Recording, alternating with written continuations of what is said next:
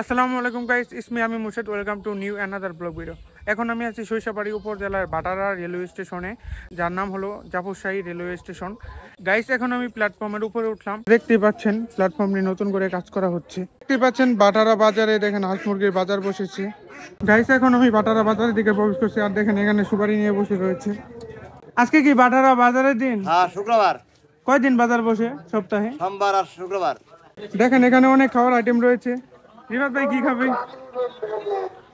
এখন হচ্ছে জিলাপি আর হচ্ছে গুলগুলি আর পেঁয়াজি খাবো। আমরা আজকে জিলাপি আর গুলগুলি পেঁয়াজি খাবো। দেখেন এখানে পান নিয়ে বসেছে, সকল প্রকার মাছ রয়েছে। এটা হলো তেলাপিয়া মাছ। বাটারা বাজারটা অনেক বড়। রিফাত ভাই, আমার তো বাজার করতে মন চাইতেছে। করার সমস্যা নেই। এখানে সকল টাটকা জিনিস, সকল কিছু টাটকা, সবকিছু আজকে তোলা, সকল কিছু টাটকা টাটকা। এটা আমার কাছে দেখতে অনেক ভালো লাগতেছে। এরকম জিনিস আমি মানে বাজার ছাড়া, গ্রামগঞ্জে ছাড়া দেখি। বাটারা বাজারের এখানে সকল কাঁচা বাজার পাওয়া যাবে। গাইস, এখন আমি বাজারে একদম মাঝখানে আছি। এখানে সকল কাঁচা শাকসবজি পাওয়া যায়। দেখেন টাটকা টাটকা, সকল কিছু টাটকা টাটকা পাওয়া যায় এই বাজারে। বেচাকেনি কেমন হয়? ভালো। আরো তো মানুষই হয় না। সকল কিছু টাটকা টাটকা সকল। এখানে দেখেন টামাক ডাউকাচি বানাচ্ছে।